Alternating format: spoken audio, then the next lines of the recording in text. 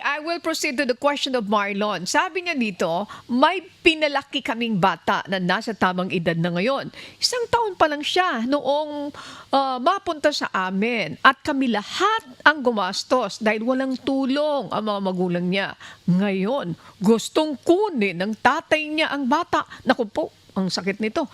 Attorney, itatanong ko lang po kung sino ang may karapatan sa bata. Sa bata na po ba magdidepende kung sasama siya sa ama niya o mananatili sa amin na nagpalaki sa kanya? Yan ang tanong ni Marlon. Attorney Vincent, ako. Attorney? Yes, Miss Annie, gusto ko linawin kung ano yung ibig niyan sabihin na nasa tamang edad kasi merong technical na ano diyan na aspeto, ano kung yung tamang edad na sinasabi yan ba yung legal age, ano, meaning 18 years above. Kasi kung gano'n ang sitwasyon, hindi na siya under the parental authority nung ano yan, magulang niya. Although anak siya noon, hindi na pinag-uusapan diyan yung kustodiya, ano, kasi may legal age na. So, kung nasa legal age na siya, ano nasa anak na ano yung desisyon kung sasama siya dun sa magulang niya. Ano hindi na po natin pinag-uusapan diyan yung issue ng kustodiya. Ano dahil meron na siyang ano sapat na edad ano para magdesisyon na magpasya sa sarili niya. Pero kung minor lang 'yan, ano magiging mas komplikado kasi ano no, under the family code, ang talagang may parental authority, yung biological parent, ano, at hindi po maaring basta alisin yon.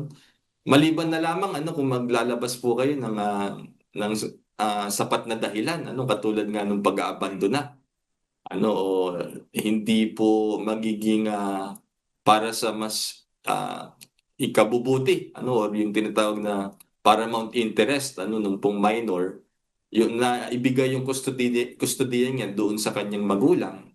Ano, at meron pong proseso yan, Miss Annie. Ano, dadaan po yan ng proseso ng adoption. At Okay. sa kasalukuyan, meron na po tayong mas pinabilis ano, na proseso. Ito yung domestic administrative adoption, ano, kung saan meron na po tayong National Authority for Childcare ano, na nangangasiwa ng pag-approve ano, ng aplikasyon for adoption. Okay. Attorney, bigyan ko kayo ng isang kaso. Ano po, Miss Jackie?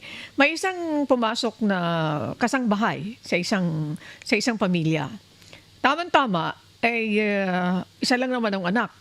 Ngayon, yung pumasok na kasambahay na yon ay hindi sinabi doon sa kanyang amo na siya ay buntis. Yes. Sabi ng amo, magpa-check up ka kasi ang laki ng tiyan mo, ganito, ganito. Natanggap siya. Pero makalipas yata ng mga 3 buwan, nanganak siya.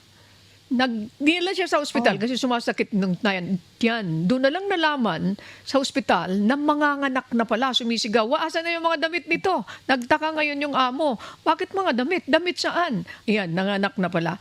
Nung makapanganak, nagastusan na lahat. Pinaampon, sinabi nung nanay, yung nung kasambahay, sa inyo na po yung anak ko. Kasi po ako wala akong kakayahan. Hala! Pagkatapos ng 6 o 7 buwan, binabawi. Tinatakot na kasi umalis na rin siya doon sa bahay. Ano po? Magtatrabaho daw siya. Pinayagan naman. Okay.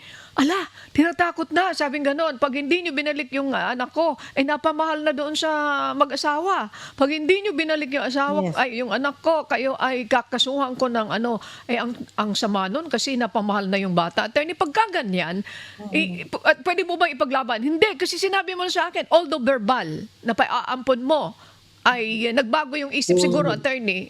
Kung hindi Ang ibinigay nung nakikita, anong mangyayari? Pwede ba siyang kasuhan?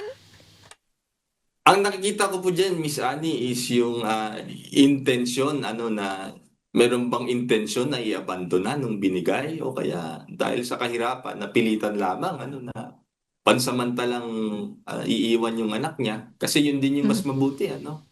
Pero it's a Okay. matter of evidence. No? Kung kayo po may sapat na katibayan na talagang inabandona ng nanay, ibig sabihin nun, hindi makabubuti sa bata, ano, na ibigay yung kustodiya sa nanay.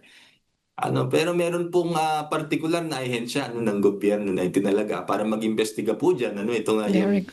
National Authority for Childcare at may mga social worker po yan. Magsasagawa po yan ng case study.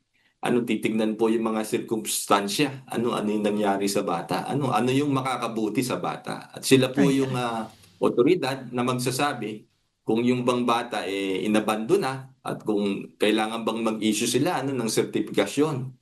Na yung bata available na for adoption.